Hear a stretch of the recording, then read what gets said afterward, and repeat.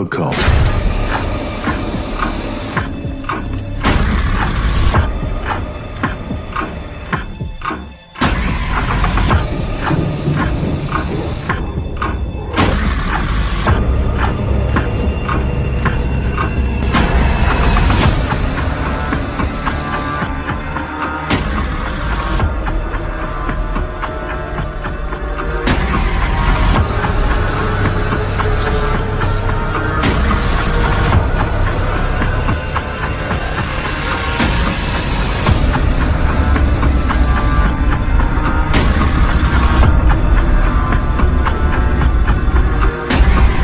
Malam itu, angin bertiup kencang di desa Sukamaju. Pohon-pohon kelapa bergoyang liar. Dedaunan saling bersentuhan, mengeluarkan suara gemerisik yang terdengar seperti bisikan. Langit gelap tanpa bintang, dan bulan purnama bersembunyi di balik awan hitam.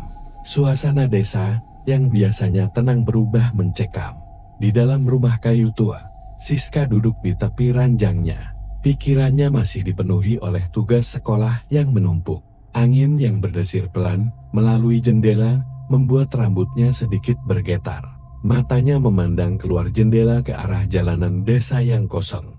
Tiba-tiba, ia merasa udara di sekitarnya menjadi lebih dingin.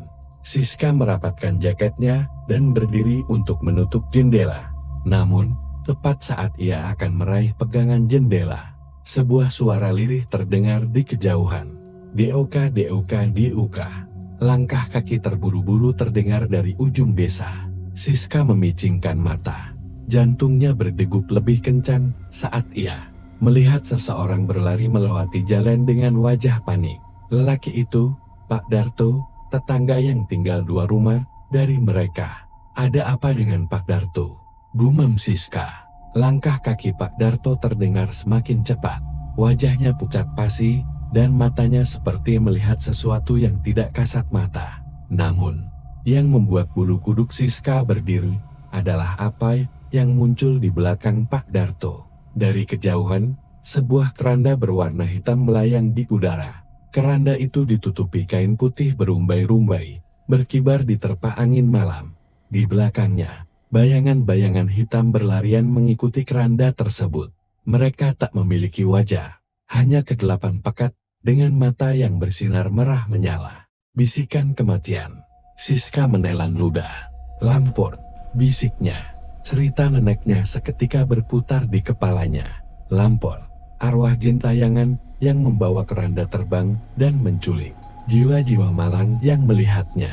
Siapapun yang melihat Lamport, nyawanya akan melayang, kata neneknya suatu ketika. Pintu kamar Siska diketuk keras. Toka toka toka. Siska, tutup jendelanya cepat, teriak ibunya dari luar kamar dengan suara penuh kepanikan. Dengan tangan gemetar, Siska menutup jendela.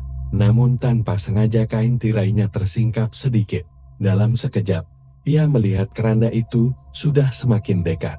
Angin bertiup lebih kencang, membawa bau anyir yang menyengat hidungnya. Siska mundur perlahan, tapi rasa takut membuat tubuhnya kaku. Udara di sekitarnya semakin dingin. Suara bisikan samar terdengar. Siska, ikut kami. Suara itu berat dan menyeret namanya panjang. Nafas Siska tersengal. Ia berusaha menutup telinga, namun suara itu semakin keras, memenuhi ruangan. Tiba-tiba, lampu kamar berkedip-kedip, lalu padam. Kegelapan menyelimuti ruangan. Siska, ibunya mendobrak pintu kamar dan menarik Siska ke dalam pelukannya. Kamu baik-baik saja? Siska hanya mengangguk sambil terisak. Ibunya menuntunnya keluar kamar dan menutup pintunya rapat-rapat. Mereka berjalan ke ruang tengah, di mana ayah Siska sudah berdiri dengan wajah tegang sambil memegang pisau dapur. Kita tidak boleh keluar malam ini. Lamport sedang mencari korban, ujar ayahnya pelan. Siapa yang dilihat Siska? Tanya ibunya dengan mata penuh kecemasan. Siska gemetar. Aku melihat Pak Darto lari. Dan keranda itu. Suaranya tercekat. Wajah ayahnya memucat. Kalau begitu, kita berdoa semoga Pak Darto selamat. Kalau dia melihat Lamport, mungkin sudah terlambat. Teror yang semakin dekat. Mereka duduk di ruang tengah sambil berpegangan tangan, membaca doa dengan khusyuk. Namun, suara di luar rumah semakin menyeramkan. Angin terus mendesir keras, bercampur dengan suara langkah kaki dan tangisan pilu. Tiba-tiba, suara ketukan terdengar di pintu depan. Toka toka toka. Mereka semua saling berpandangan. Tidak ada yang berani bergerak. Bukankah tidak mungkin ada yang keluar malam ini? Bisik Ibu Siska. Toka toka toka. Ketukan itu semakin keras. Suara lirih mengikuti, memanggil nama Siska. Siska bukakan pintu. Siska menutup mulutnya, air matanya mengalir deras. Ia tahu, jika ia membuka pintu itu, yang ada di baliknya bukan manusia. Ayahnya berdiri perlahan, menggenggam pisau lebih erat.